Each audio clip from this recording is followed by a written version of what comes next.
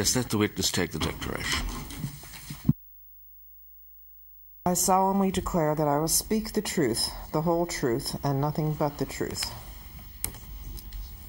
If you'd like to take a seat.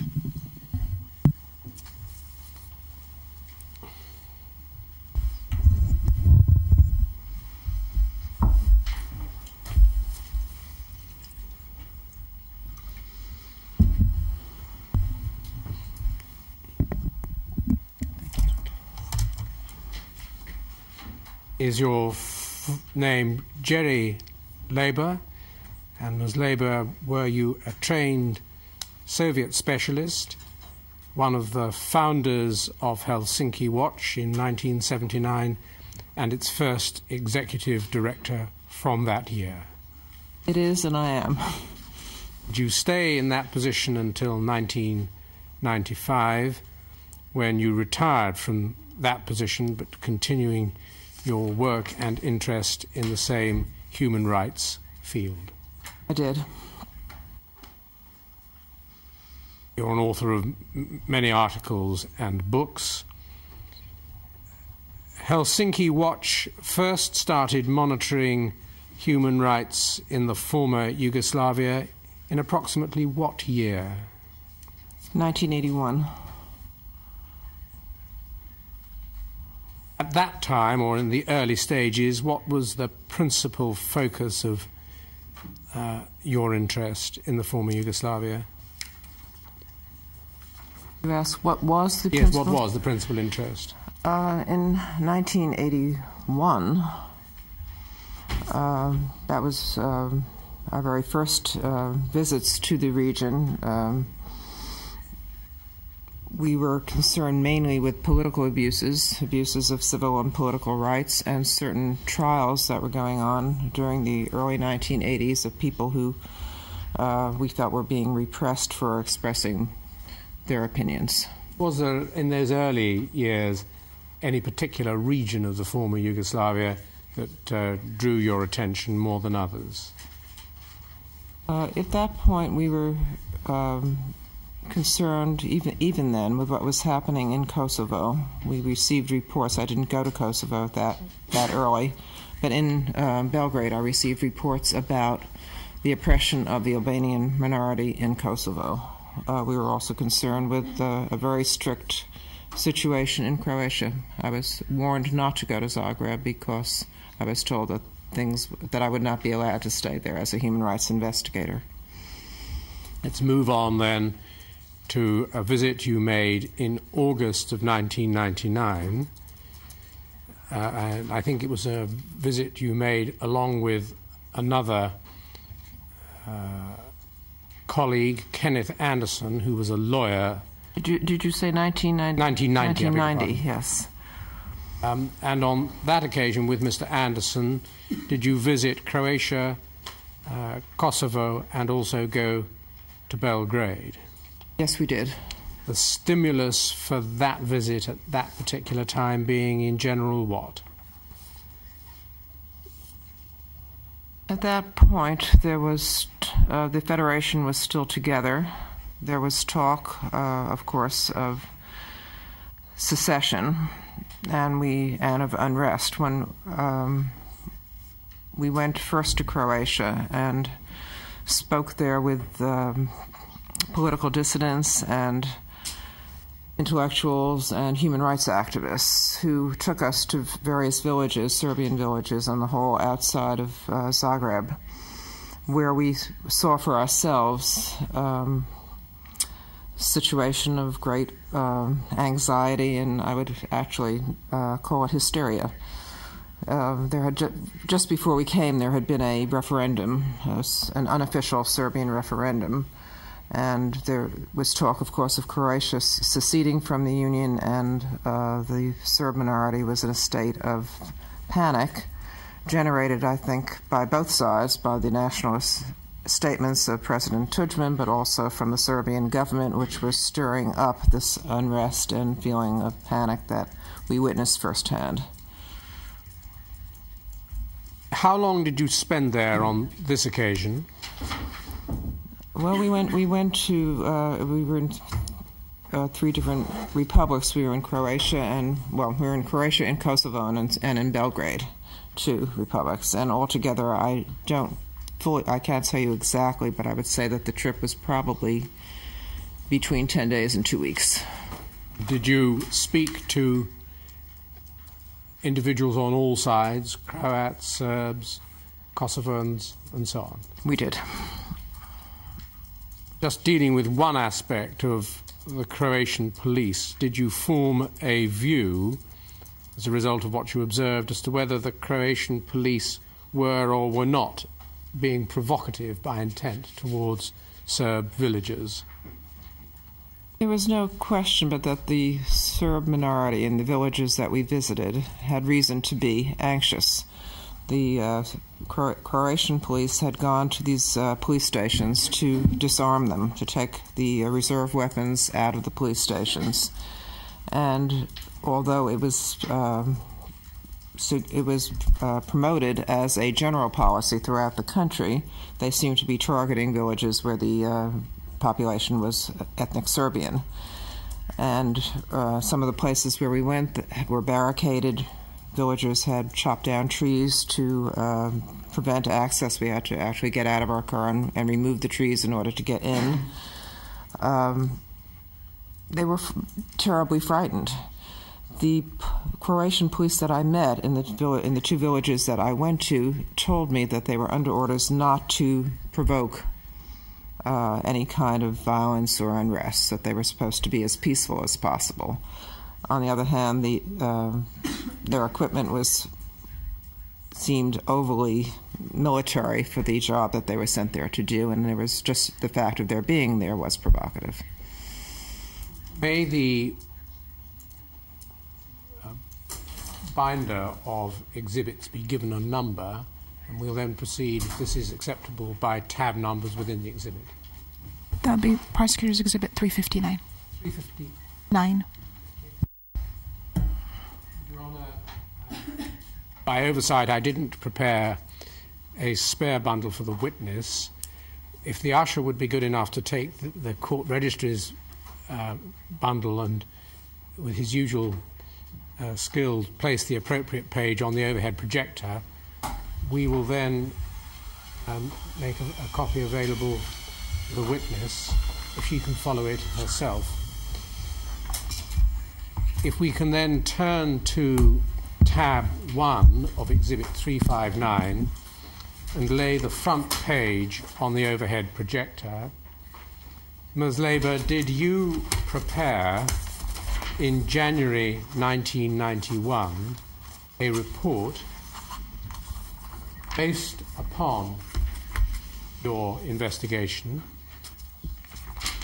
headed Human Rights in a Dissolving Yugoslavia?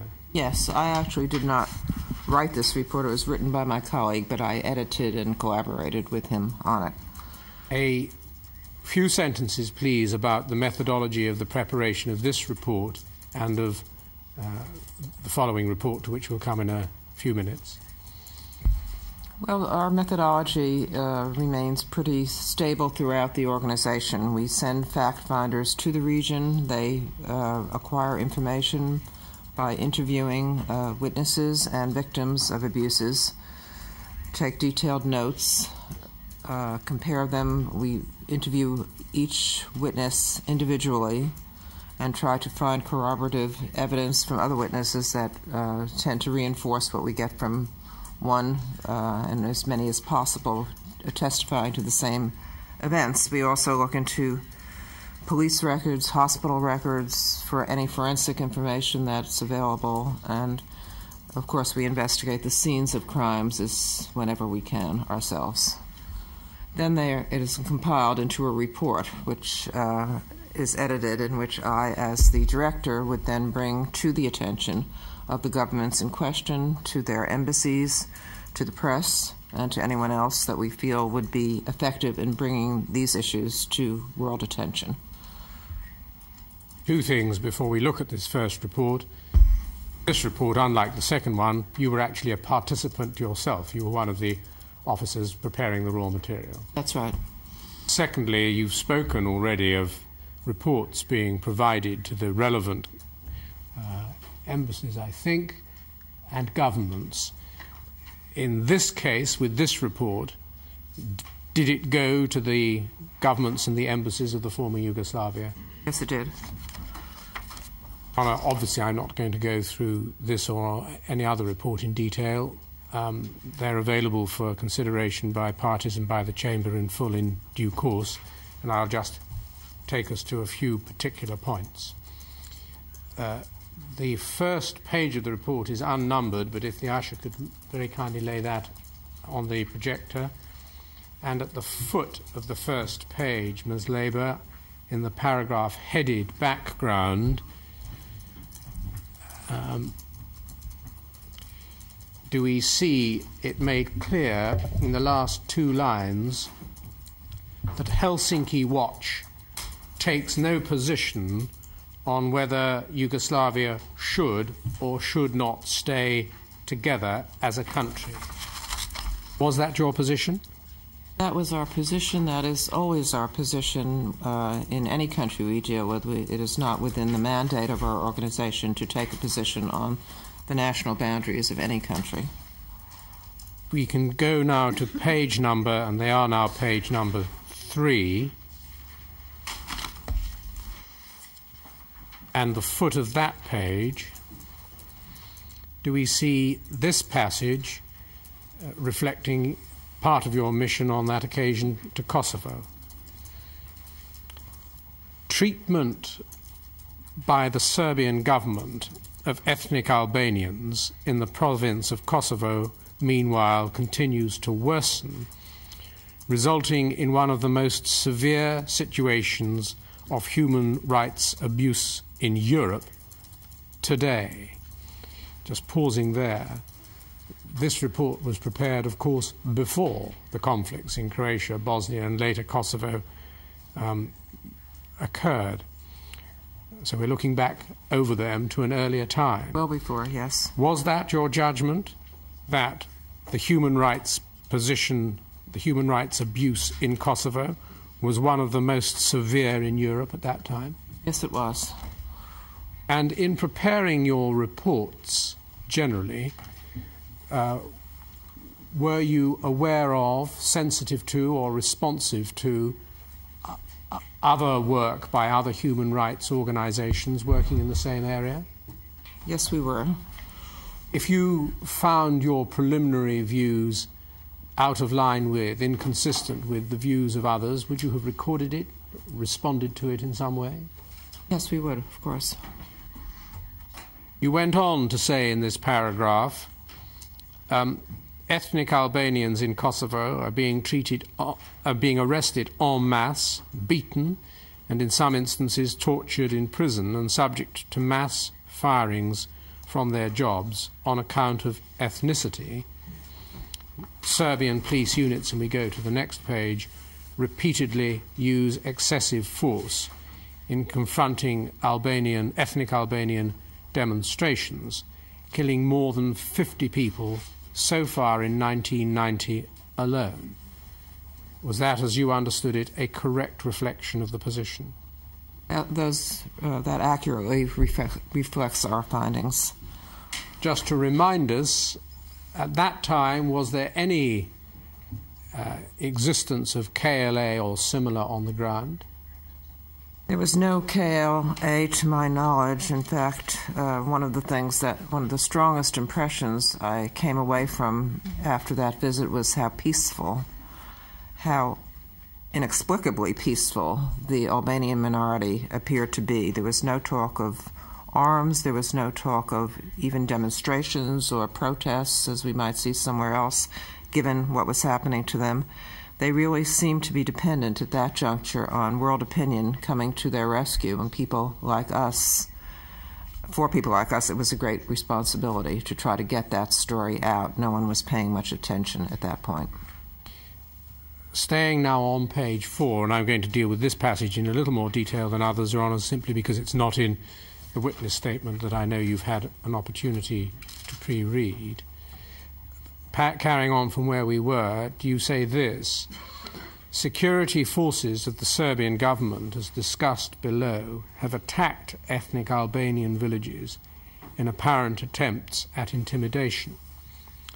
The Serbian government has suspended the Kosovo parliament and other institutions of government in which ethnic Albanians participated, shut down for extended periods of time the main ethnic Albanian daily paper Reliendia, and taken all Albanian language programming off Kosovo television and radio. Has embarked on a program to disenfranchise and marginalise the ethnic Albanian population in ways constituting racism, impermissible ethnic discrimination, and a grave violation of the rights of ethnic Albanians to free expression and equal political participation. Was that your judgment, and on what material did you base it? It was definitely our judgment. It was based on many interviews with journalists, members of the Albanian minority, professionals who had been fired from their jobs, doctors, others who explained to us that they were all out of work. There was a situation of apartheid, actually, in process there, where the entire Albanian population, which was not the minority in that case, but the majority, was being precluded from participating in civil society or in professional life. We also visited a village. Am I jumping ahead? No, but, well, tell us about it, and then I'll eliminate it from later evidence. Okay, we visited a village named Polat where there had been violence. Yes. A very small village that had been attacked with tanks in the wee hours of the morning. Hard to imagine, given the size of the village, that a tank could actually even enter. It was so small, and such an egregious use of heavy force. They started shelling the homes. 2 young men were killed in cold blood. I am going to stop you. Okay. Not because it's not relevant, because you can answer questions should the accused want to ask you about these matters, and it's set out in your report in writing later. Okay. In any event. Ms. Labour, yes. In terms of interviews you had at that time, could you help us? How many interviews could you remember? I would have to approximate that because it was 10 years ago and I don't have those notes with me, but I would say that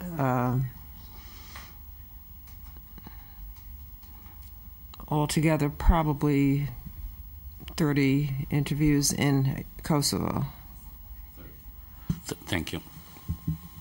Staying on page 4, if we can jump the next paragraph and the first sentence of the following paragraph, we pick it up as follows.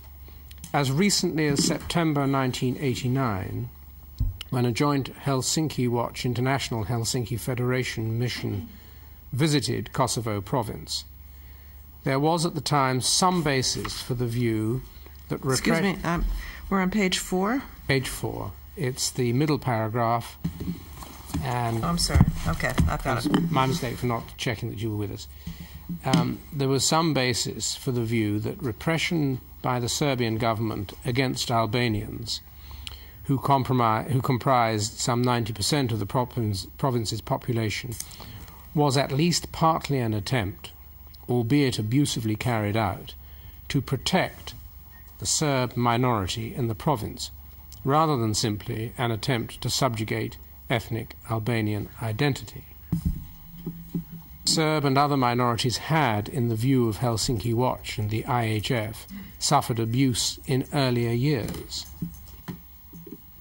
A year later, however, in October 1990, there is no justification for any claim that the Serbian government's intervention in Kosovo aims more than marginally to protect the Serb minority. Now, that was the judgment you formed then. First of all, is it a judgment by which you stand today? Yes, it is. And was it built on other inquiries you made in this mission, or was it more broadly based on other material coming to you from earlier missions and so on? Well, we worked together with the International Helsinki Federation, which also sent a mission there previously. And so this was a composite of the impressions we got during this visit and also from other groups that had visited with whom we exchanged materials. But we see from this passage that you and your colleague were alert to the problems facing the Serb minority and to the fact that they needed protection. Or absolutely. There definitely were those problems, but the response seemed way out of proportion to the problems. The second sentence of the following paragraph reads as follows: the Serbian government has therefore undertaken an ambitious program to resettle Serbs in Kosovo in order, in effect, to retake the province. This resettlement is being accomplished by a racist policy of displacing ethnic Albanians from government and so on. Was that your judgment at the time? Yes, that was our judgment. I'm going to deal with the rest of the report that's central to the issue of Croatia more briefly.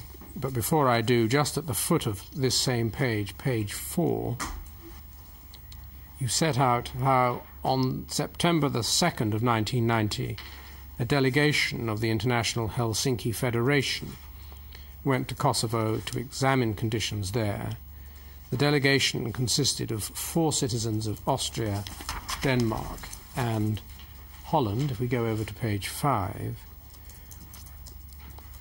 you set out how the delegation were detained overnight by Serbian secret police in a Pristina hotel. Members of the delegation were interrogated. One member was threatened with imprisonment. I'm summarizing. Their papers were seized. In the next paragraph, you set out diplomatic protests and non-governmental protests were harsh, but the Yugoslav government took days even to acknowledge that the expulsion had taken place. And then this, subsequently revealing the increasing weakness of the Yugoslav federal government in relation to Serbian Republican government. The federal government took the view that the expulsion order could be revoked only by a competent court in the Republic of Serbia. After a month of negotiation, the expulsion orders and persona non grata stamps were finally expunged. That observation about the comparative authority of Serbia and the federation, the federal government, was that something you judged at the time and since?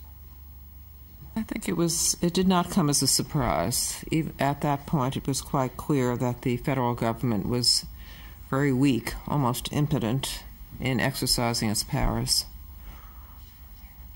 And if you wanted something done, to whom did you address yourself?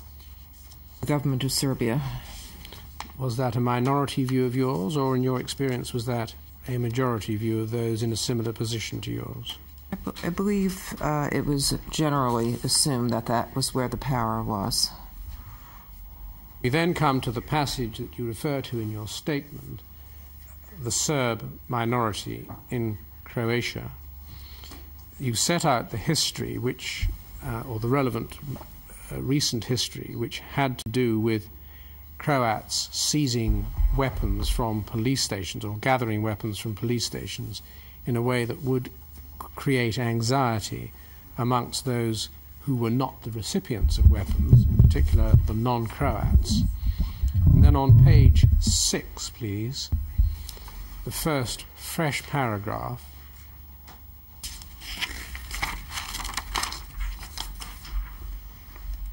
You say this of the overall position. I'll omit the first sentence and move to the second. When Croatian police units arrived, generally late at night, in various towns to pick up the rifles and other munitions, they were met by Serb demonstrations. Serbs who'd suffered terribly at the hands of Croatian fascists during World War II apparently believed that the current arms seizures would put them at the mercy of the Croatian government, a fear that was compounded by the fact that the arms seizures initially were carried out by special Croat-only police units, apparently hastily assembled and trained, mainly in villages and towns that were predominantly Serb.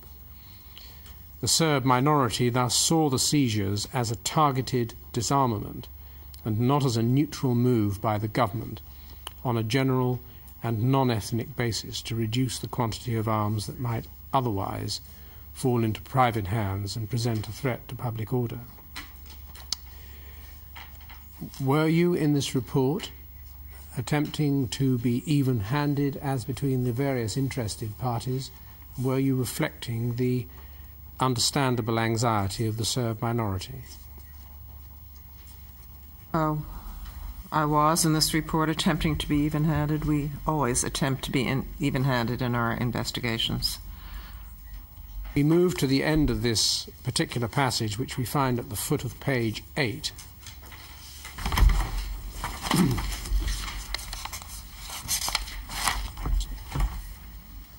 Helsinki Watch does not dispute the authority of the duly constituted Croatian government in the interest of public safety to require that private arms be turned in, or to collect reserve militia arms and to use appropriate steps under rule of law to enforce such orders.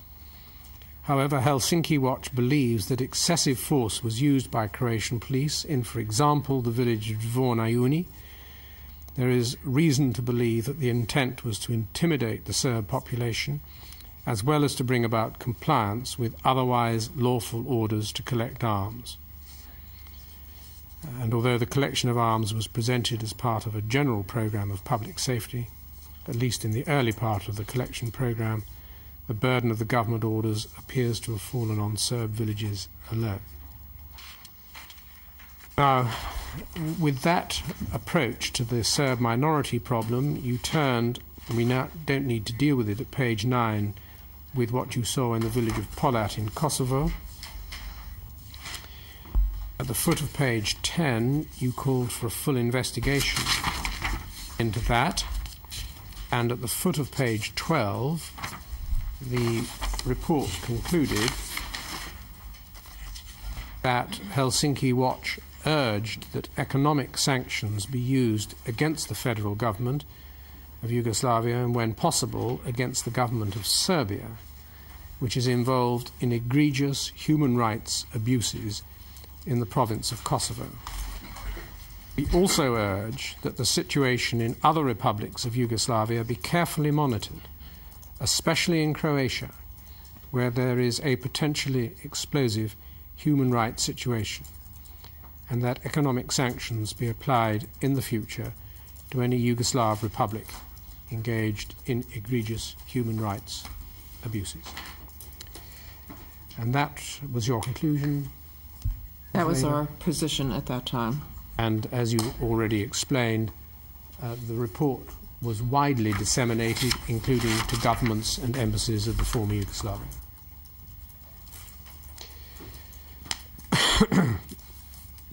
If we now move on, please. The war erupted in mid to late 1991. Did your investigations continue? Yes, it did. Same approach and methodology, save that on the occasion of the next report, into which we will look in a second, you weren't one of the reporting officers yourself. You were the director commissioning the report and reviewing it. I was the director of the organization. Our activities increased in 1991 because of the situation itself had become more volatile. We kept a permanent staff member on the ground during 1991, and we sent numerous missions. I would say it was hard to, they sort of interlapped with each other, but I would say perhaps 6 separate missions in the course of that year, and issued, I believe it was 7 newsletters and reports. Interlocutors included people on the ground, ordinary villagers and inhabitants and so on. Did they also include representatives of government and the army? Whenever possible, we did meet with government representatives. I believe that our staff in the field met on more than one occasion with Mr. Mesic, who was then the president of the presidency. Before any report of Helsinki Watch would refer to abuse, what level of evidence did you regard as required? The level of evidence depended, as I said before, mainly on getting numerous written testimonies that we wrote ourselves, taking oral testimonies from witnesses and, whenever possible, victims. Also investigating the crime scene itself and getting police reports and hospital reports and forensic evidence. Would you like to put a title or label to the standard of proof that you would require before labeling something an abuse or not? We are a professional organization. We have very high standards of proof. We've been doing this now for many years in 70 countries throughout the world. Our standards remain consistent throughout the organization, and our staff is well trained in taking testimony and not asking leading questions, in doing it in private, in avoiding any situations where the witnesses might be not speaking their own mind or exaggerating the facts. Let's turn to tab 2, if we can just place the title page of that on the overhead projector. This is Yugoslavia, Human Rights Abuses in the Croatian Conflict, and it's dated September 91. I can deal with it shortly, but it's a preamble to what happened next when you attempted to put people on notice. If we look at the page number 3, in the general introduction and the top of page number 3, your report, not your report, the report for which you take general responsibility, reads like this at the top of the page: in many cases there is evidence pointing to army complicity on the side of the Serbian insurgents. The JNA was authorized to act as a buffer between the two sides in order to prevent further bloodshed. However, the JNA, whose officer corps is predominantly Serbian and whose interests lie in the preservation of a Yugoslav state, has continued to intervene in the conflict, apparently without authorization from its civilian commander-in-chief, the Yugoslav presidency. These interventions have had the effect of preserving territorial gains made by the Serbs in Croatia. Now, that was the conclusion, and as you've explained to us, your staff included in their interlocutors people such as President Mesić and other government or army representatives. Your Honor, I should just like to say that this is not an expert witness. These are things that you will have to judge and draw conclusions about. We had earlier a representative of this organization, and he testified only about things that he himself saw. However, conclusions of this kind is something that is in your hands. This witness is reporting, rather than as an expert, reporting on what, as I understand it, she and her organization saw and heard.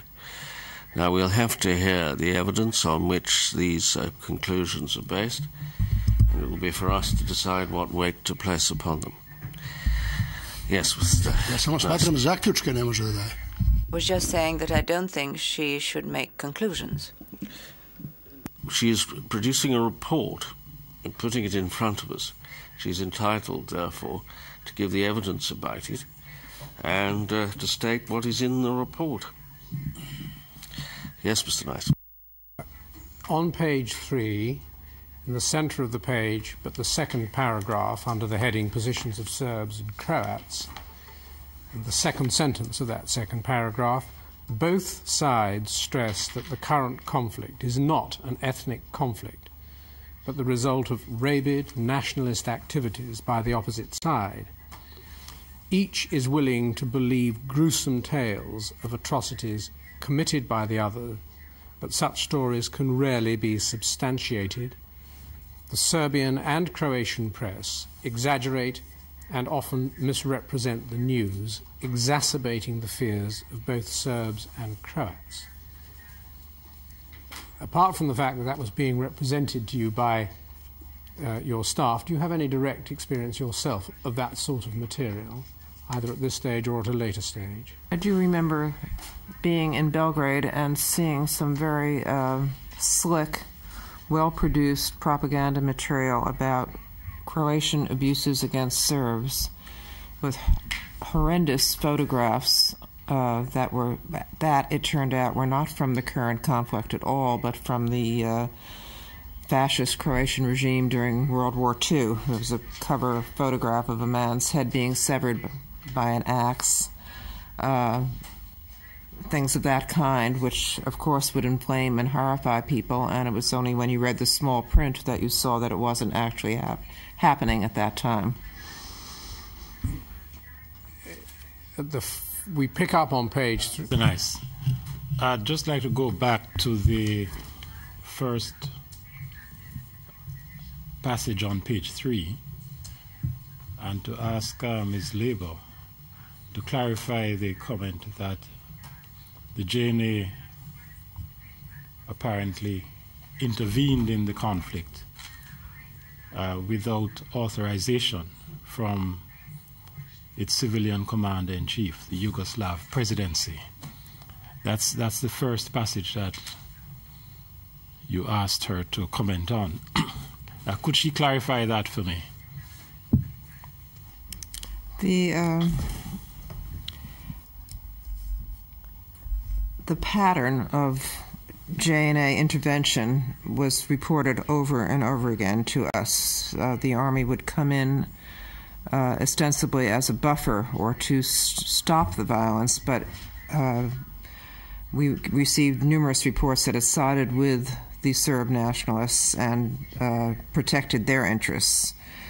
Where the I'm afraid I cannot tell you. What I'm particularly interested in is the comment that they acted without authorization. Yes, I can't. I cannot speak to where that information came from. It's in the report. It was somehow collected by our staff who prepared the report, but without going back to the people who wrote it, I cannot tell you where they got that information, whether it was told to them perhaps in their interviews with the presidency, because they did meet with representatives of the presidency, or whether it was their conclusion based on what they heard.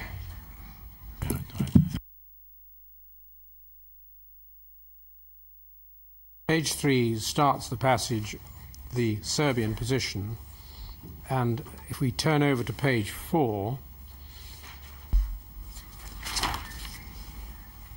there's only one point I really want to pick up on this passage. It's the last paragraph, 3/4 of the way down the page of this section. Politically, Serbs in Croatia and elsewhere call for the preservation of Yugoslavia as a strong federal state. The Serbs in Croatia have declared that they will secede from Croatia if Croatia secedes from Yugoslavia, and that they will take large areas of Croatia's land with them. The position of the Serbian insurgents is, if the Croats want to secede from Yugoslavia, good riddance to them.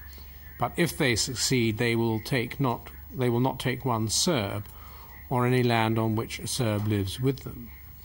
Other Serbs have called for a greater Serbia, in quotation marks, which Serbia would rule all of present-day Yugoslavia except for Zagreb and its environs and Slovenia.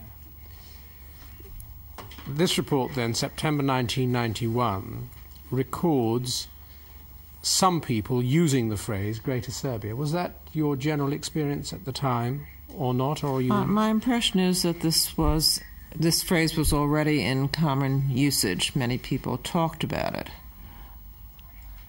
It was in the press, certainly in the Western press, and diplomats talked about it as well. Turning to the Croatian position at the foot of page 4, many Croats believe that the current Serbian insurrection is the creation of the federal government in Belgrade, whose aim is to bring about the fall of the Croatian government and to reinstate Serbian and communist control over its territory. They believe that Slobodan Milošević, the President of the Republic of Serbia, is manipulating the cause of human rights to achieve an imperialist goal. A frequently cited example is Kosovo, where the Serbian government justified its repression of the majority ethnic Albanian population and suspension of Albania's political rights on the basis of purported human rights abuses by Albanians against local Serbs and Montenegrins. Now, that passage, was that entirely the work of your staff? Do you have any personal views on it yourself? Well, this passage really is explaining the attitudes that we heard. This is not our own position. This is an explanation of the political and intellectual climate that we found, both on the Serbian side, where we talk about the Serb position, and the Croat side, when we talk about what the Croats believed. And then at the this is all in terms of background, really. Thank you. And then on the same topic, towards the foot of the page, the penultimate paragraph, conversely, many Croats consider the Serbian government of Slobodan Milošević to be the real cause of the Serbian insurrection. Croats fear that Milošević wants to preserve communist rule in Croatia and to create, in Yugoslavia, and to create a greater Serbia. And then you go on to give some more detail to that. Again, this is the reported views of your staff, the views reported to your staff. Now, I'm not going to go through the detail of any more because of limitations of time, and it's not necessary to do so. But if we go to the conclusions here on page 27, so that we can see what your organisation's general view was before seeing you did at the time yourself. The conclusion reads, the current conflict in Croatia between Croats, Serbs and the Yugoslav army has resulted in many civilian deaths and human rights abuses. The majority of abuses committed by the Croats involve discrimination against Serbs. The Croats' beating of prisoners in police custody and their failure to rigorously prosecute a killing are also serious violations. The abuses committed by the Serbs involve physical maltreatment, including the beating and use of electric shocks against prisoners, and egregious abuses against civilians and medical personnel, including the use of human shields and taking of hostages. The Yugoslav army is also committing serious human rights violations by attacking civilian targets in coordination with the Serbian insurgents.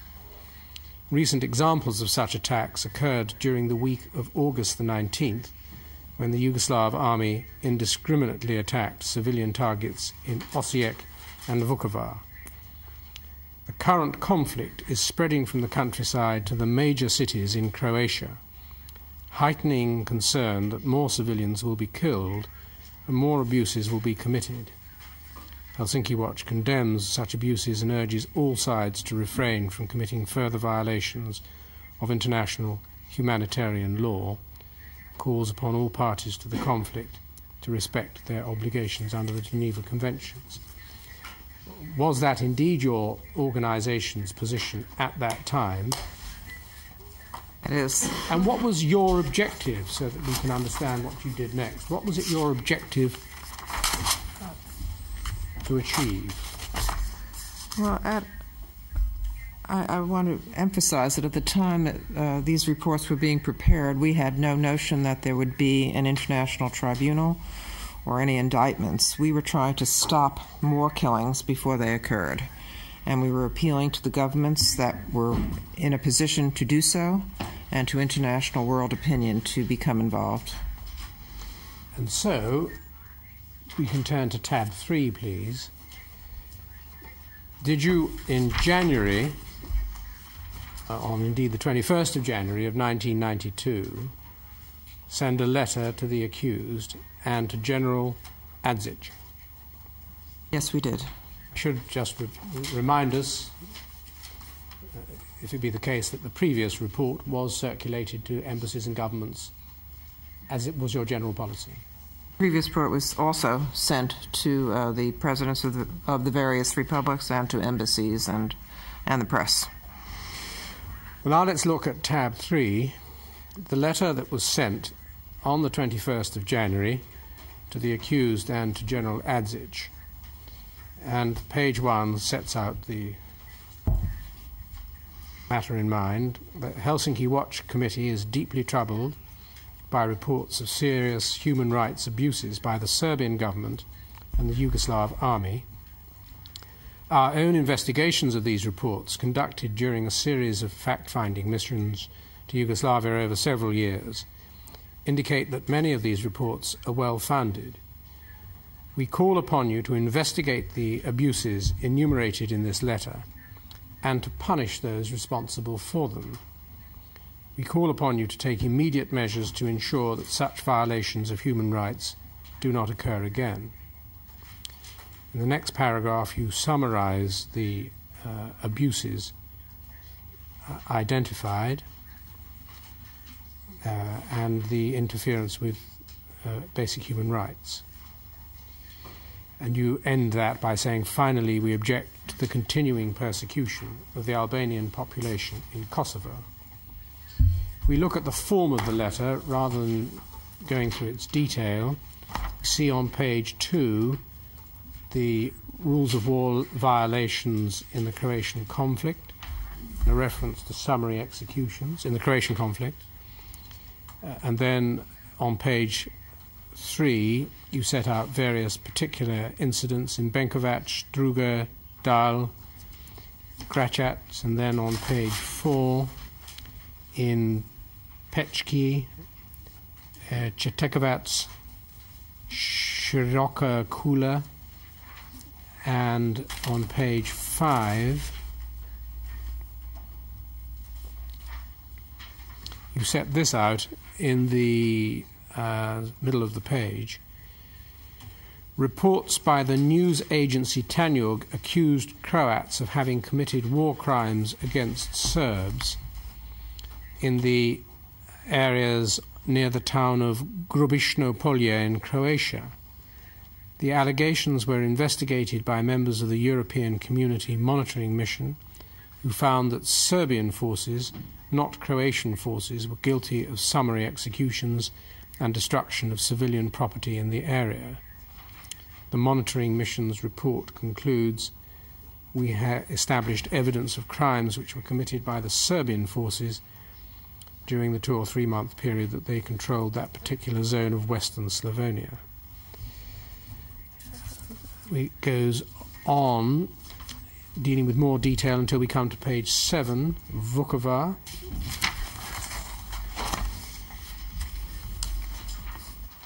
Where the allegation was put in these terms: the city of Vukovar was under constant siege by Serbian forces for 3 months. When the city fell on November the 18th, 15,000 people who had not fled the fighting emerged from the basements in which they lived for 12 weeks. After Vukovar's fall, civilians and soldiers hors de combat were beaten or arrested by Serbian paramilitary groups and the JNA. And on the basis of interviews with displaced persons from Vukovar and foreign journalists and humanitarian workers who visited Vukovar immediately after its fall, Helsinki Watch has reason to believe that many Croatian men, both civilians and combatants who laid down their arms, were summarily executed by Serbian forces after Vukovar's fall. On the same page, the letter dealt with Scheveningen in some detail. We can go over then to following pages, which are at page 9. We have Hum and Vocin. Page 11, Bruška. Then a subheading of court-martial and execution, torture and mistreatment in detention. And at page 13, under disappearances, a further reference to Vukovar, where you deal in particular with the denial of ICRC access to the Vukovar hospital and to other matters believed to have happened in the hospital at that time. On page 14 you touch on Zadar. Page 15, Obrovac and Dal, you turn to hostages. We can go on perhaps to 17. You deal with robbery. On 18, perhaps pause there on page 18 under forced displacements and resettlement. Helsinki Watch is concerned that Croats, Hungarians, Czechs and others are being forced by the Serbian rebels from their homes in Serbian-occupied territory in order to create purely Serbian regions in areas that are otherwise of mixed population. We are concerned that this non-Serbian population is being discriminated against and being forcibly displaced on the illegal grounds of ethnic origin. We are also concerned that displaced Serbs are being resettled in Serb-occupied territory in Croatia to consolidate Serbian control over regions captured from Croats and prevent the original non-Serbian inhabitants from returning. You then set out some figures, but that's the general allegation.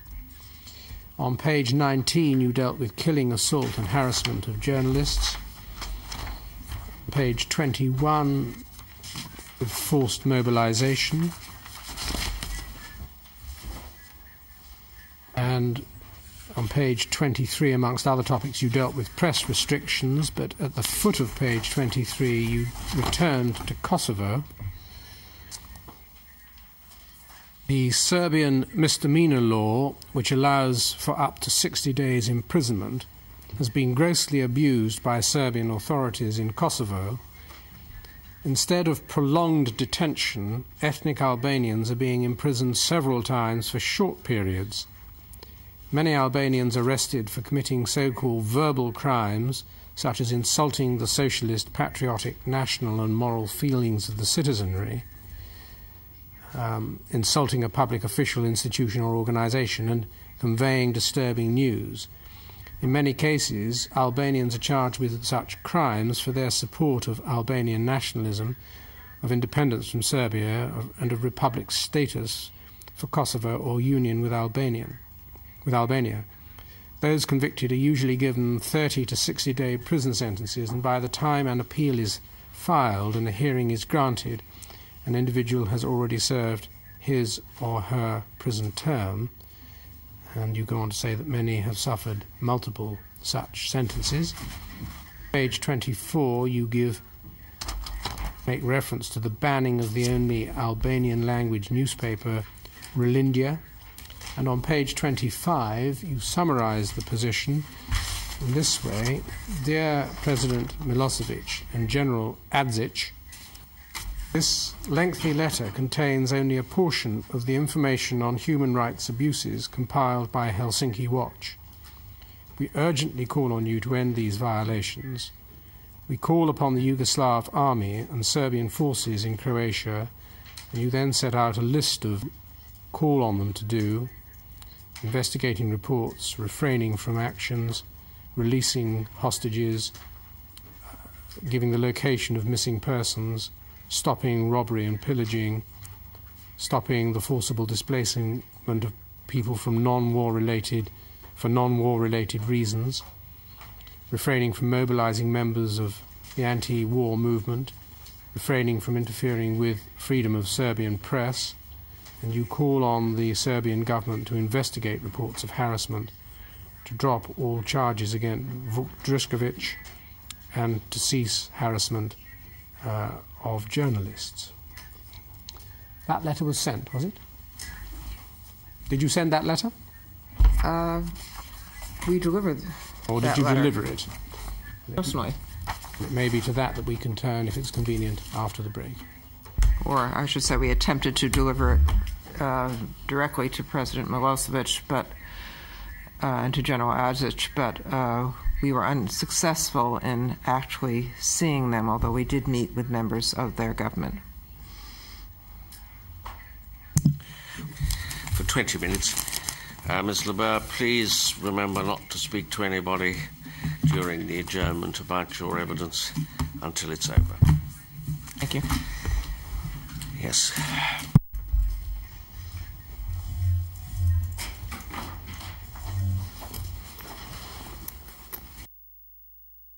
All rise for your vulvae.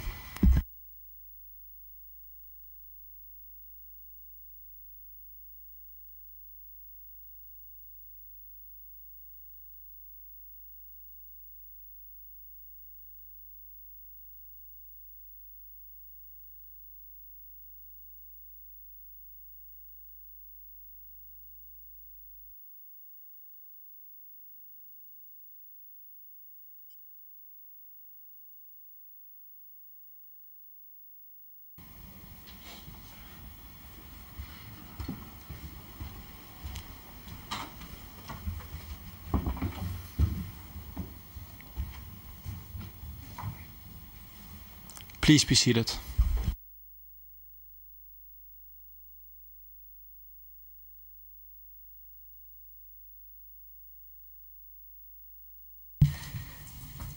Yes, Mr. Knight. Letter just been considering tab 3, exhibit 359. Apologies. The letter that we've just been considering, exhibit 359 tab 3, was addressed not only to the accused but also to Adzic. Why to him? Because we felt that he was also a responsible party to the abuses that we were detailing in our letter. Addressed then to the accused but not to the federal authorities for the reasons you've already given, the effort you made to have it delivered, describe that for us, please. I went to Belgrade, accompanied by Jonathan Fountain, who was then the chairman of the division of Human Rights Watch. We made serious efforts to reach President Milosevic and deliver the letter in person, including appeals that were made by the then U.S. Ambassador Warren Zimmerman, who also tried to use his offices to effect a meeting for us. We spent a lot of time waiting, as I recall, in a number of official buildings before we were finally given an audience with actually 2 separate meetings with members of the Ministry and also of Foreign Affairs and also members of the Army, and in 2 separate meetings, which I believe are detailed in my notes and in my witness statement. Yes, Your Honour, this picks up at page 10 of the witness statement, and for one purpose we'll are at tab 4 of Exhibit 359, although they're best viewed turning the binder round sideways, I'm afraid. If we turn to the first meeting with Vujic, and if you have any inability to remember who he is, his role is given in the first page of your handwritten notes on tab 4. We needn't display these on the overhead projector at the moment. He was, I think, will you tell us what position Vujic had? I'm sorry, I don't quite hear what you're saying. What position did Vujic hold, General Vujic? In my notes I have here that he was in charge of civil defense. And the other man who you met on that occasion was Petkovic? Petkovic, an assistant in the legal department, and Lieutenant General Vojvodic, head of the medical services. These are not, I think, their formal titles, but the way in which they described their activities. In the course of the discussion with them, did you hand over the letter that we've been reviewing? Yes, we did. In the course of those discussions, did they, or one or other of them, have something to say about Mesić and Marković? Do you remember? It doesn't matter if you don't. I have here in my notes that they claim that Mr. Mesić and Mr. Marković were lackeys of the European community and eager to dissolve Yugoslavia. Your Honours, to summarise the notes, which are in handwriting, the Chamber may actually find it easier to follow page 11 of the witness statement, for all purposes bar one. And Ms. Labour, was their reaction to what you were saying, and indeed to the letter, summarised in this way: that the Croats organised terror against Serb populations, that it was the Croats who used propaganda,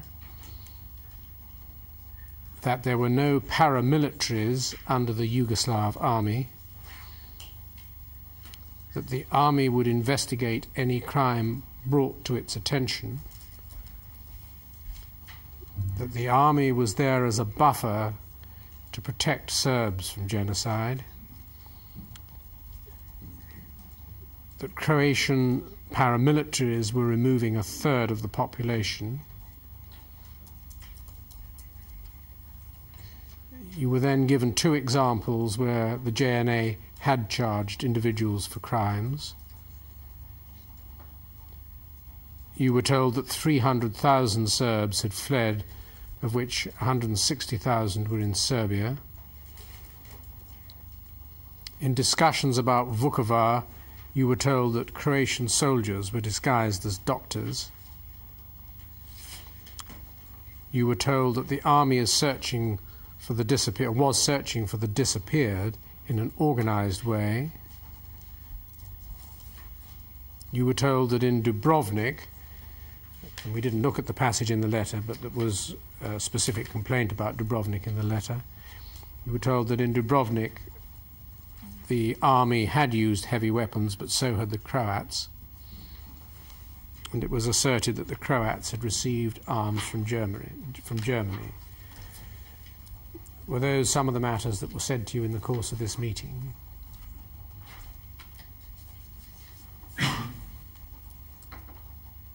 Yes, these were, this is, I think, a very accurate representation of what appears in my notes. There's only one additional point, that if you turn to the very last page of your notes, which has got a handwritten 35 on the top right-hand corner, and the judges will be able to follow this as the last entry. Is there an entry in relation to Kosovo which reads as follows? And perhaps you'd be good enough to read it for me, because although I think I can read it, it's better to come from you as it's your hand. Starting, increased presence of police. Is this on what's page 36 of my notes? Should be, I think, 35. 35, sorry. The bottom right-hand corner. Oh, yes. Yes, I was told that the increased presence of the police in Kosovo was the decision of the federal government, which saw the possibility of civil war there. I'm not quite sure which of whoever was speaking to me at the time said, I'm personally against such measures, but it's keeping the peace, implying that the situation there was not a good one. How did that meeting end? With any resolution, and amicably or not, or with the promise of anything to come?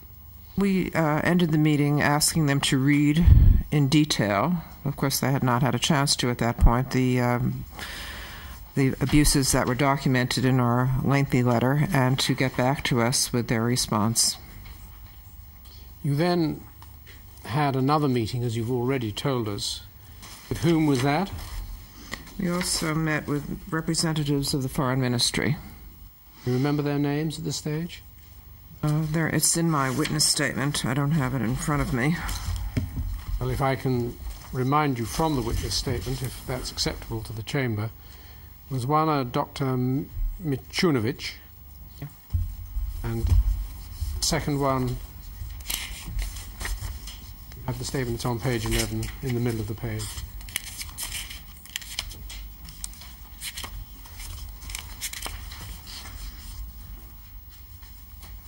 Yes, of course, it was with a Dr. Milosevic and a certain Mr. Kostunica, I guess you would pronounce it. Do you know one way or another if there's any connection with the... No, perhaps not. Let's move on, but before I do, the Chamber will appreciate that in the statement, various passages of the letter, some the same as, some different from those that I have identified, are set out. It didn't seem to be helpful to duplicate material that you will have seen elsewhere summarized. Safe to say, as I have just done, that in the letter you dealt specifically not only with Vukovar and Osijek but also with Dubrovnik, I think. Is that correct?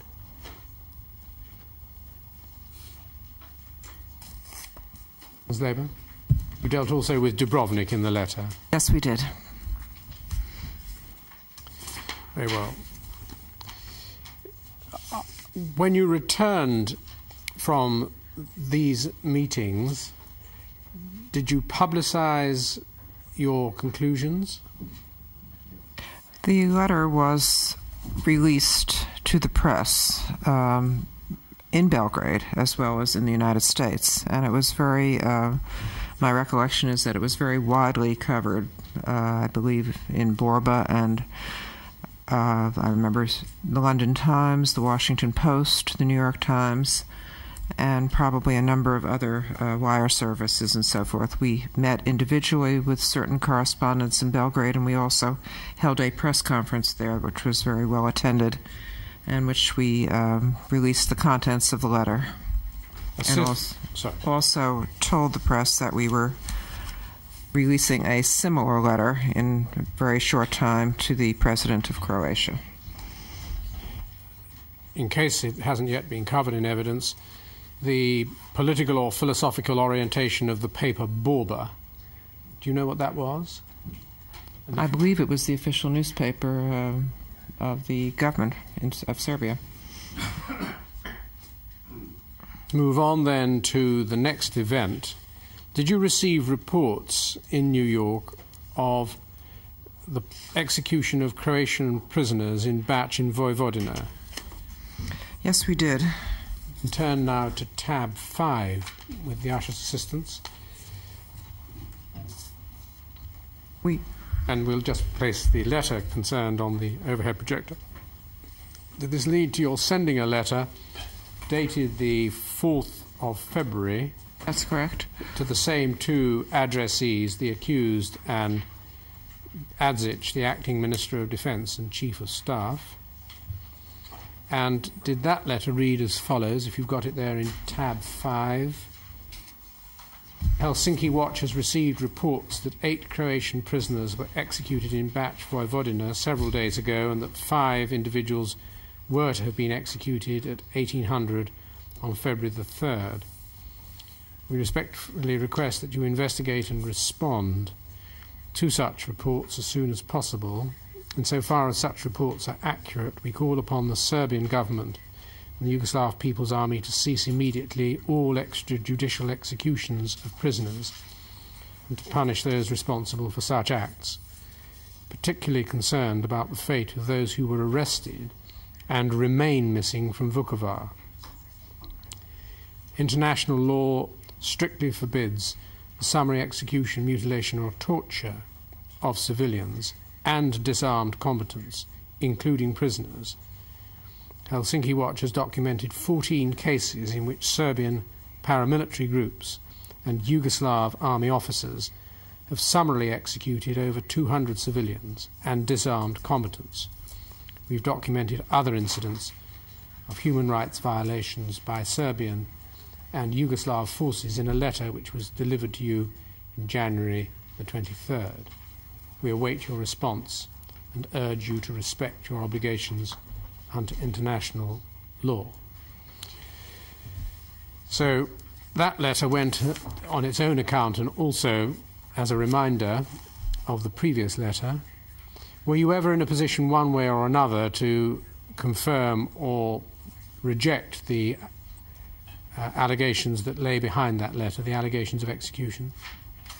Well, we did not these were allegations that we did not personally have the ability to confirm. We hope to receive some response from the addressees of this letter, which we also copied to the people we had met in our previous meeting, but we did not receive a specific response to it.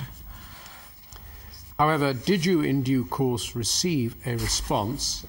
You can find it on tab 6 in a particular format, but the Chamber may find it easier to read on page 12 of the witness statement, where it's set out in full.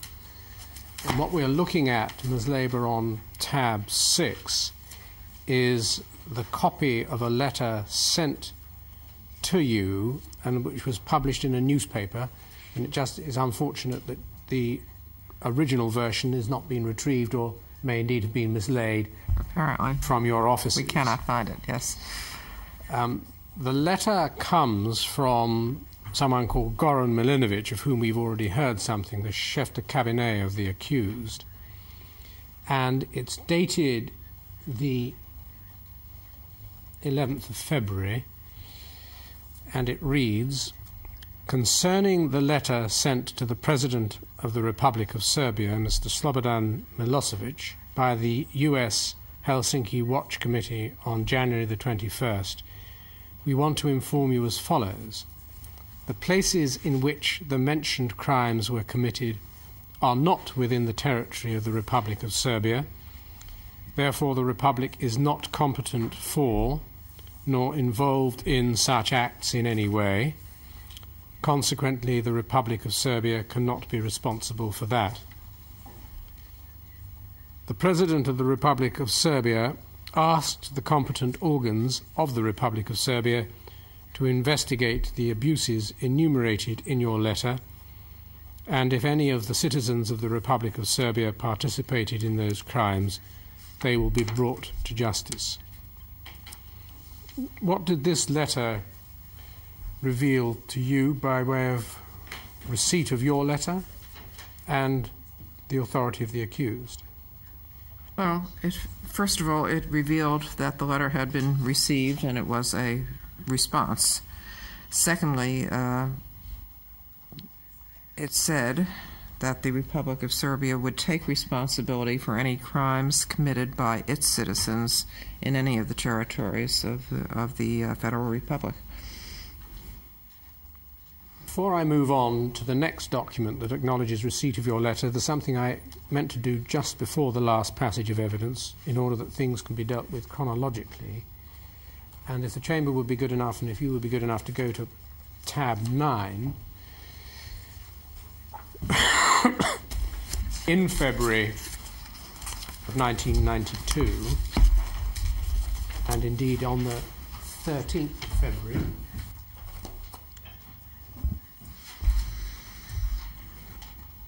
did you send a letter to President Tudjman? So in fact I'm completely right chronologically, but nor by good fortune. It immediately follows Goran Milinovic's reply. Tab 9 is the letter you sent to the President of Croatia, the late President Tudjman. That is correct. And the Chamber can find reference to this in the witness statement, if it wishes to, at page 14. I'm not going to deal with the letter at great length at all, for obvious reasons. But if we can see from the way the letter is phrased on the first page, where he is addressed, "Dear President Tudjman, the Helsinki Watch Committee is deeply concerned by reports of serious human rights abuses by forces responsible to the Croatian government and by individual extremists in Croatia. Our own investigations of these reports, conducted during a series of fact-finding missions to Croatia in the past year, indicate that many of these reports are well-founded. We call upon you to investigate the abuses enumerated in this letter and to punish those responsible for them. You then, going to page 2, you can display all this swiftly so that people may see it. You deal with summary executions of civilians, and you identify Karlovats, and you put some names to the victims. On page 4, you turn to Gospic. On 6, to Marinocello in Pakrac, and again identifying deaths. And so on. The letter concludes on page 44 and 45 with, at 44, you're welcoming the Croatian government's efforts to investigate reports of human rights abuses. And page 46, or 45 and 46, what you were calling upon the Croatian government to do.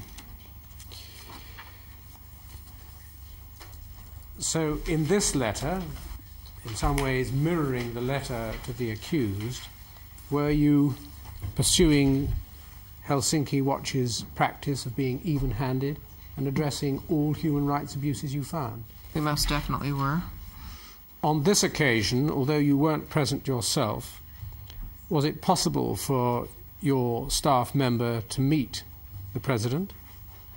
2 members of our staff did meet with President Tudjman and delivered the letter in person, also with other members of his government.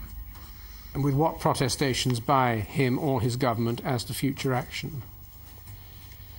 They said that they would look into the abuses that we detailed, and in fact, I believe they made specific efforts in the Karlovac case and also in Gospic, not to our complete satisfaction, but at least some effort was made to find the people guilty of the crimes and to prosecute them.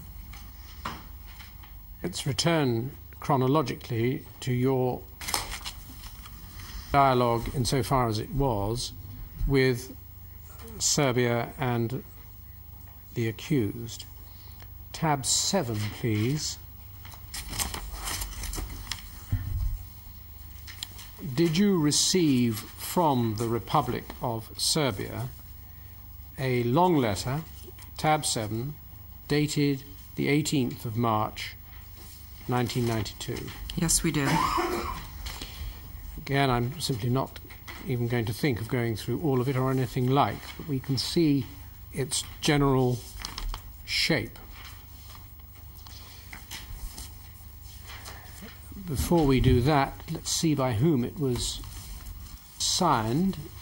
On the last page, page 25, it's the Deputy Prime Minister who provided it. Is that correct? That is correct.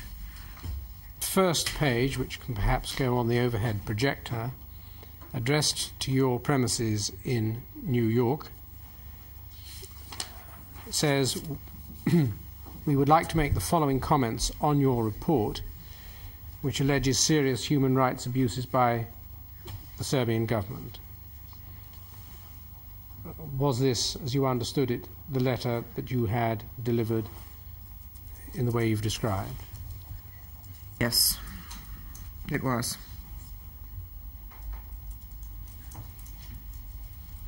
While welcoming in principle, the letter says, the endeavour by Helsinki Watch to establish the truth about the reported violations of the laws of war and humanitarian law, to which the government of the Republic of Serbia wishes to make its contribution, we must at the same time express surprise that you consider the government of the Republic of Serbia to be responsible for such abuses in the Croatian conflict. There are no grounds for your allegations, because the military operations in Croatia were conducted by members of the regular Yugoslav People's Army and by the local Serbian population, who were compelled by the actions of Croatia's secessionist government to take up arms in self-defense. As you have been told during your stay in Belgrade, The government of the Republic of Serbia has not been involved in any way in organizing volunteer units, not in the territory of the Republic of Serbia, and certainly not in the territory of Croatia. Pausing there, this twin defense that it was another military body, nothing to do with Serbia, and or that there was no crimes because they were compelled to act by dint of Croatia's secessionist government's moves, were those things you necessarily ever accepted? These were your question is, were these in? Were these defences to your letter things you accepted or not? Oh no, we did not accept them. The letter does take up many of the points in our letter, and of course expresses the Serbian government's position. Yes. Our impression at the time was that the Yugoslav army did not operate without the cooperation. Let's put it in the collaboration of the Serbian government, in particular of President Milosevic. And that its role, as it says itself in many places, was there to defend the Serb minority, not to keep the peace. Just look at a few passages on the long letter, again it being available for reading in full by the parties and by the Chamber, should it so decide. On page 2, and the page numbers are at the top of these pages, and what is paragraph 3, we see this assertion by the writer that there can be no doubt that the prevention of violations of humanitarian law is a sacred duty and obligation incumbent upon every honest person, and particularly upon members of the armed forces. Then goes on to say how war crimes are wholly inexcusable. Over the page to page 3,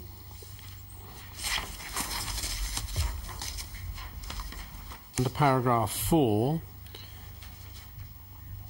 one would expect an international organisation with such a high reputation and experience as Helsinki Watch to be aware of this, assuming that the intention with which this report was compiled was to assign responsibility for abuses and to prevent future violation of humanitarian law. We cannot help but be surprised by the manner in which the report has been drawn up. The report casts some allegations that cast serious doubt on the motives of those who prepared it. So that gives something of the drift of the report. If you could turn to page 5.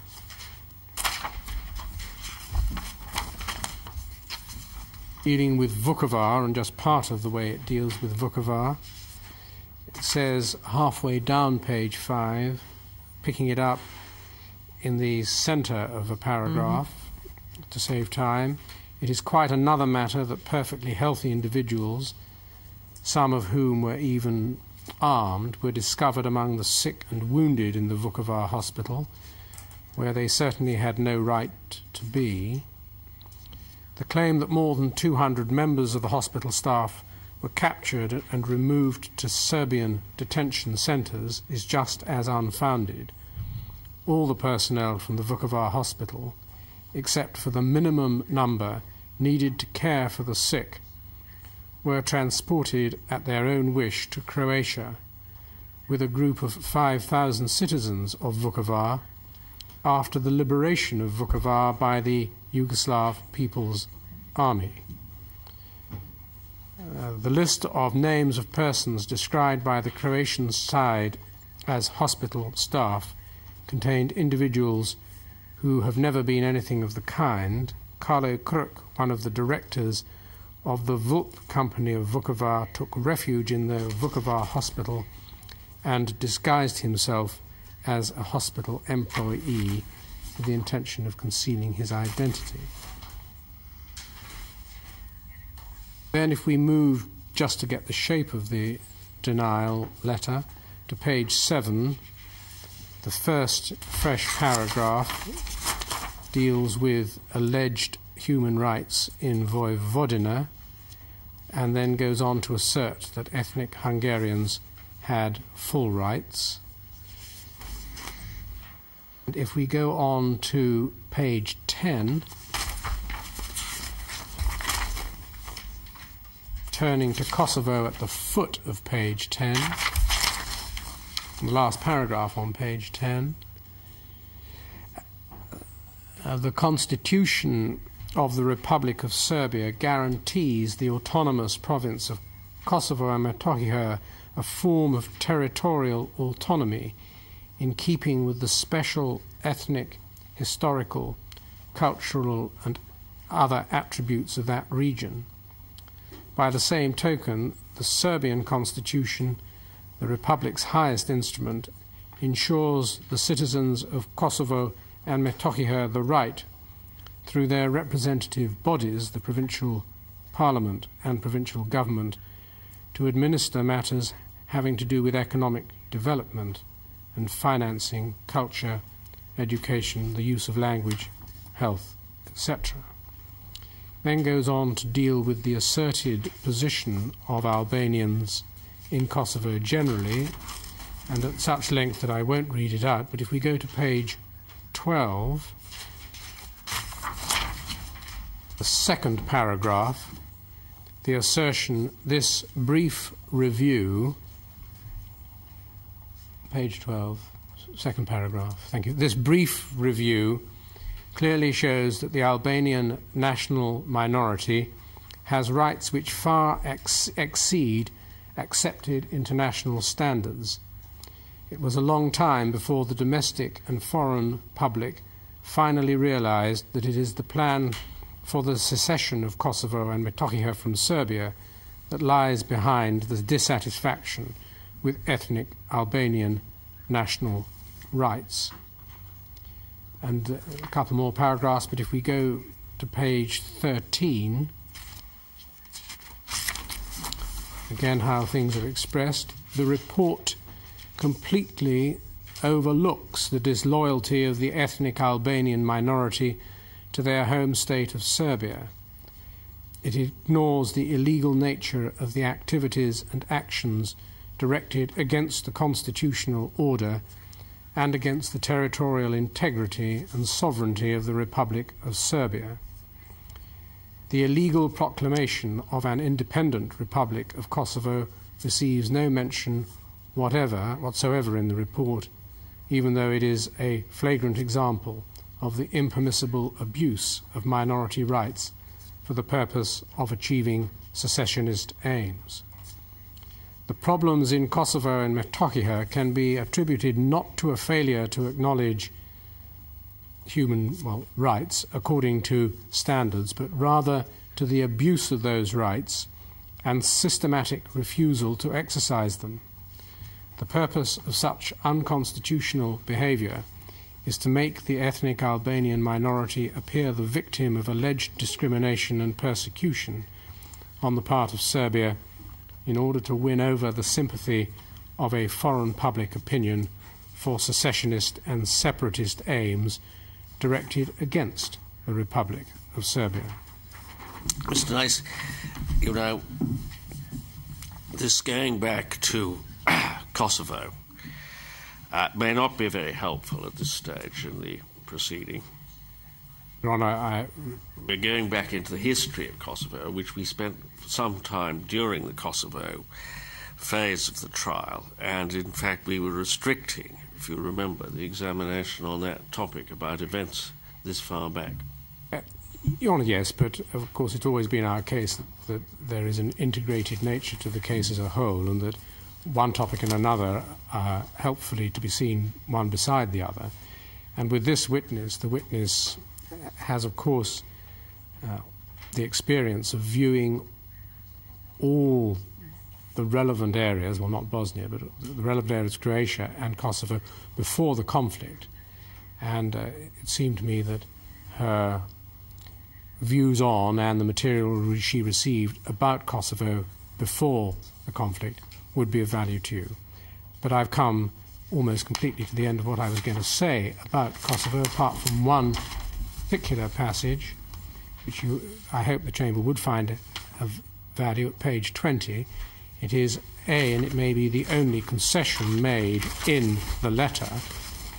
It's on page 20 at paragraph 11, where the writer refers to the allegations of abuses of the Serbian misdemeanor law and the so-called verbal crimes, saying that it should be recalled that the clause regulated the topic had been expunged, and then does say this: there were some mistakes made in Kosovo and Metohija, as mentioned in the report.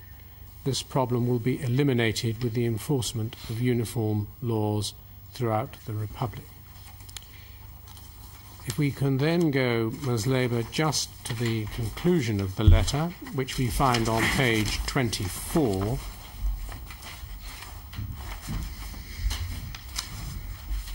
Notwithstanding, at the foot of the page, notwithstanding all the objections that could be made to the report, please rest assured that the competent judicial authorities will do everything in their power to do their duty and investigate the other allegations contained in the report, which at present, because of the well-known situation in Yugoslavia, cannot be reliably authenticated. We would like to mention for your information that in the meantime a decision has been taken at the federal level on the creation, powers and composition of a commission to investigate war crimes and crimes of genocide perpetrated against the population of Serbia and other nationality during the armed conflict in Croatia and other parts of the country. And it assures you at the end of the Serbian government's intention to do everything to help. This letter, then, essentially what was it? A denial of the allegations that you had made? Well, it was essentially a denial, but it also was an acceptance of responsibility and a commitment to look into the allegations we made and also to establish its own humanitarian and war crimes commission. And we saw that it was indeed critical of your body as well. Sorry? It was critical of your organisation. It was certainly critical of our information, although it did not specifically criticize the organization. Were there any consequences in the form of arrests made by the authorities pursuant to your length and very detailed letter? None that I know of. The main follow-up was the establishment of the State Commission on War and Genocide Crimes, which, well, I'm jumping ahead to your next exhibit, but I think this letter was the beginning of an attempt by the Serbian government, a public relations attempt to counter its bad image that it was getting from not just from our criticisms, but criticisms that were appearing from other organizations and in the press at that time, and as was the establishment of this new commission. Now, of course, this letter that we've seen comes from the Deputy Prime Minister. It's responsive to a letter that was quite specifically addressed to the accused and also to Adzic, and in respect of which you'd already received one reply from the chef de cabinet of the accused. That is correct. Let's now turn to the State Commission for War and Genocide Crimes, but briefly in tab 8, the last tab we need to consider, the only outstanding tab.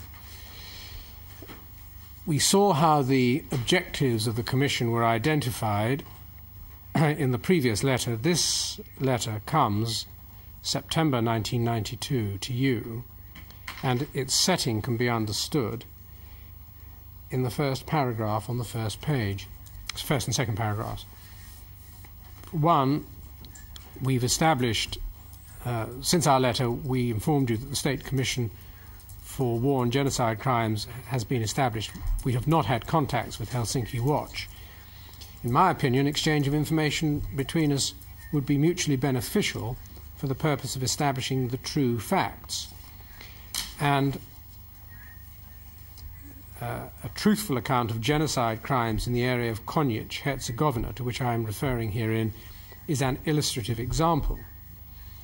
And the writer, who we can see in a few minutes' time, goes on to say, the Helsinki Watch report, War Crimes in Bosnia-Herzegovina, 12th of August 1992, which we haven't troubled the Chamber with, mentions among many other crimes that approximately 3,000 Serbian civilians were held hostage in a tunnel near Sarajevo by Bosnian forces in late May, near Konjic, noting that they have since been released.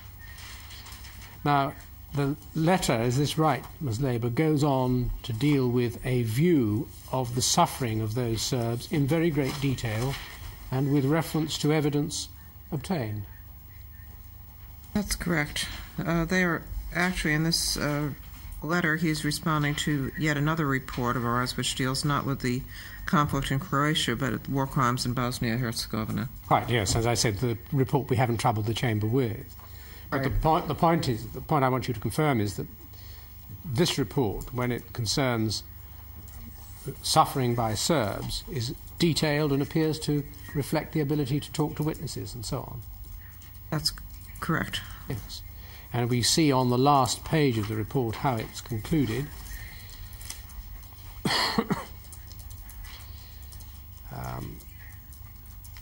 Perhaps the second to last page first, page 8.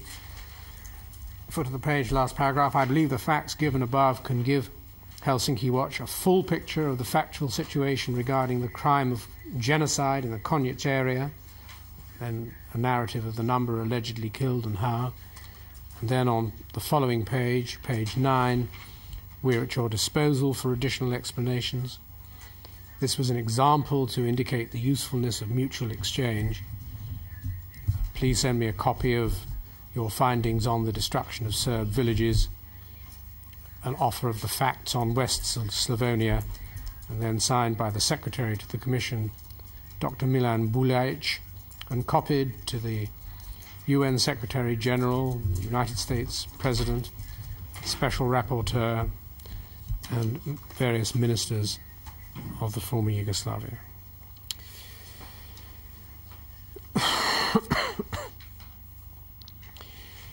You accepted, did you, throughout, that crimes were committed by all sides? Did we accept that? Of course we did. But I note here that although this commission was set up to investigate crimes against all nationalities, the letter deals exclusively with crimes against the Serbs, people of Serbian nationality, and I had several further contacts with Dr. Buljic. He came to visit me in my office in New York, and in January of 1992, I went to Belgrade and interviewed victims that his commission produced for us to see. They were women who had been raped by Croats or Muslims. I was doing an investigation of rape at that time in all of the areas, and the witnesses that I interviewed in Belgrade were all Serbs. Finally, please, from the materials we've looked at and from your experience generally, what can you say about whether your reports on this general conflict were seen and reviewed, taken seriously and analysed by those in authority? What can you say about whether your reports were seen and reviewed by those in authority in the former Yugoslavia? It seems to me that these reports were seen and reviewed, especially because we received these responses, these written responses. It's been my experience in general, because our work covered many other countries besides the former Yugoslavia, that even when we receive no response, the governments are listening. And as to your allegations made against the accused in your letter and in your reports, Did you ever receive any information to indicate that those complaints had been acted on in any serious way? That it's been acted on, you said? Whether they'd been acted on by the accused or those... We did not see any significant response to try to prevent future abuses from taking place or to punish those who were responsible for the ones that we documented. Thank you very much. Wait there, you'll be asked some further questions. Yes, Mr. Milosevic.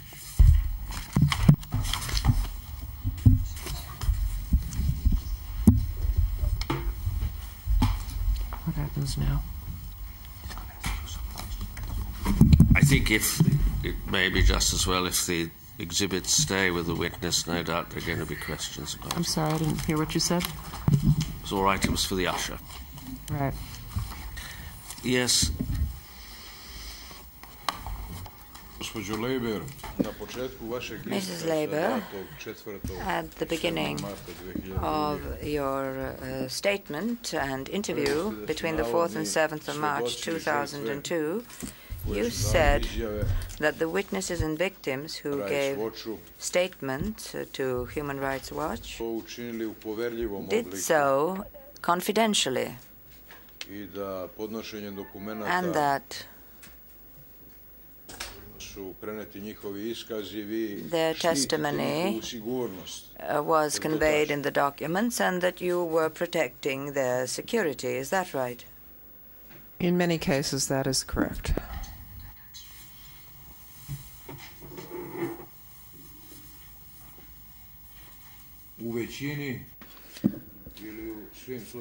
In most cases, or in all the cases that you mention here? I will read out to you what you wrote here. So in the interest of the safety of the victims and witnesses who have provided Helsinki Watch, now Human Rights Watch, with first-hand accounts of their victimization based on their experience and or observation.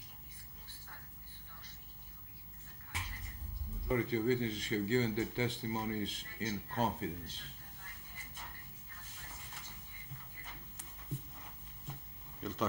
Is that right? That is correct. It was our policy in order to... These people had experienced very traumatic events and were worried about their future safety, and we assured them that we would not use their names, although in many cases we had their names. We gave them pseudonyms. In that connection, does Human Rights Watch have the data on these alleged victims and witnesses? And still more importantly, is it possible to get in touch with those people? The data exists in our files. I think it would not be appropriate and probably also impossible at this point to get in touch with those victims.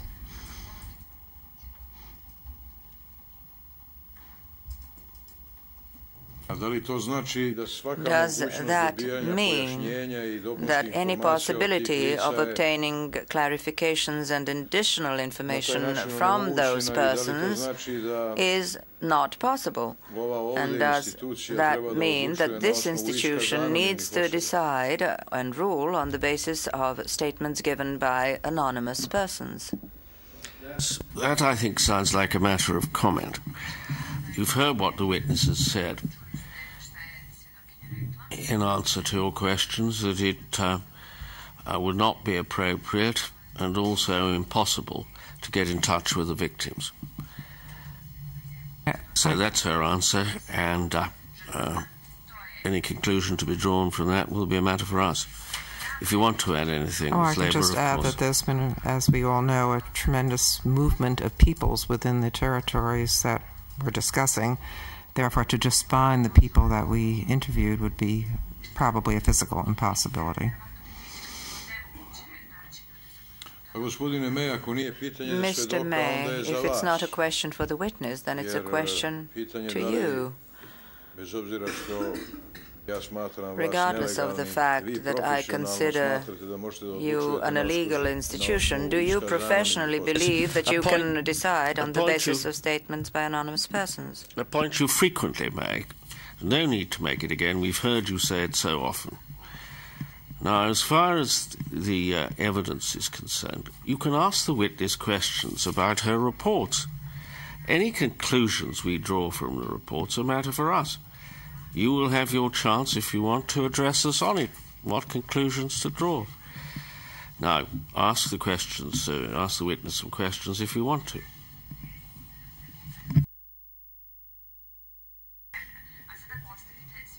Very well, but the question is, in fact, whether the witness believes, in view of the organization she belongs to, that this institution is unable to provide appropriate protection to alleged victims and to witnesses and preserve the confidentiality of their statements. That's not relevant. You've heard the answer to which she's given, that it's not possible now. Now, we're dealing with reports. We have that in mind, so there's no need to labour the point. Dealing with not available.